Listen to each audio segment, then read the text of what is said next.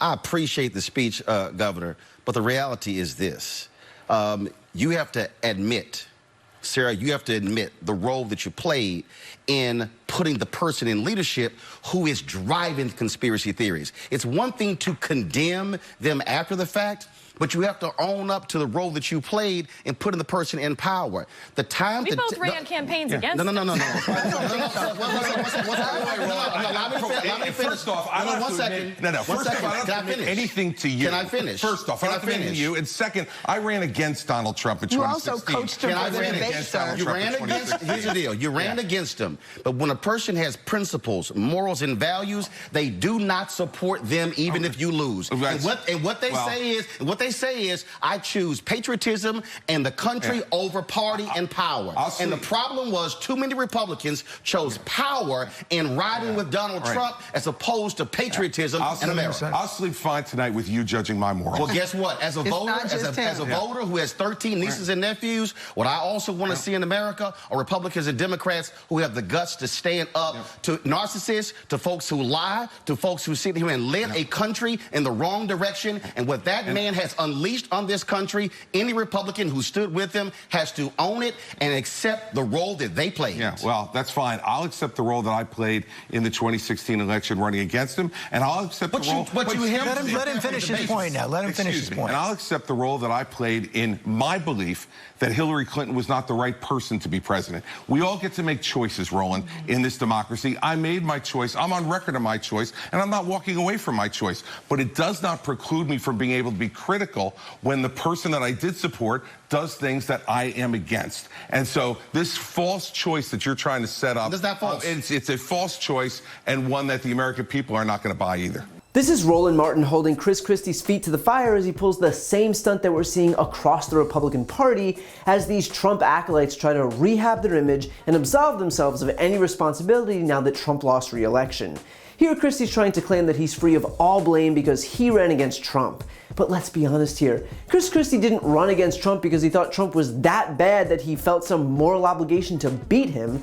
Christie ran against Trump for himself. He did it for Chris Christie. He wanted to be president. So please, let's not confuse Chris Christie's ambition for righteousness. Consider too, if Christie was running against Trump because he felt like he needed to protect the country from the prospect of a Trump presidency, he wouldn't have joined the guy the moment that he was no longer a viable candidate himself. And yet the fact that he did shows that Christie's decision to run had nothing to do with Trump and everything to do with himself. And by the way, the fact that Christie immediately sank his teeth into Trump once he was out of the running is proof of that. He saw the writing on the wall, realized that the momentum was with Donald Trump, and not only joined his inner circle in 2016. That would have been bad enough because, let's be honest, we already knew who Donald Trump was then. He then stayed with Trump after his entire first term.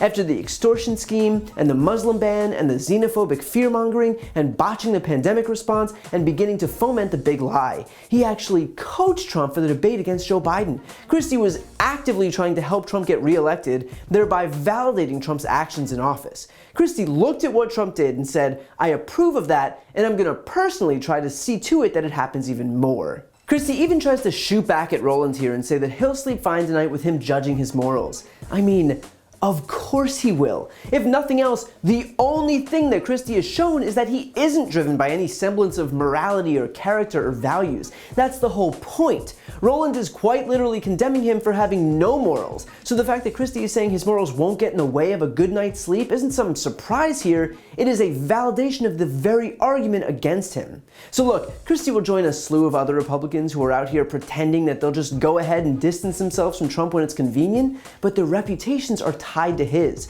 If you're one of those people still walking around suggesting, well, Trump did some good things too, as if lowering the corporate tax rate is equivalent to inciting an insurrection at the US Capitol, then you're just as much of a problem as he is. Christie is no better than Donald Trump and no better than the atrocities that he committed. And the fact that he sleeps well at night is proof of exactly that. If you enjoyed that video and you're looking for a deeper dive, check out my podcast, No Lie with Brian Tyler Cohen. It's a no BS look at the top stories of the week, along with interviews with the top names in politics, like Vice President Kamala Harris, Jen Psaki, Elizabeth Warren, Nancy Pelosi, Chuck Schumer, Katie Porter, Pete Buttigieg, and more. Again, that's No Lie with Brian Tyler Cohen, available anywhere you listen to podcasts. Also, if you want to see more videos like this one, click the subscribe link right here on this screen to join the more than 1 million people who've already subscribed to my channel. And finally, to donate to my Don't Be a Mitch Fund, where I'm raising money for a whole raft of different voter outreach and voter registration groups in the closest states ahead of midterms in 2022, including Georgia, Pennsylvania, Wisconsin, North Carolina, and Texas. You can find that link on this screen as well. Thanks for watching.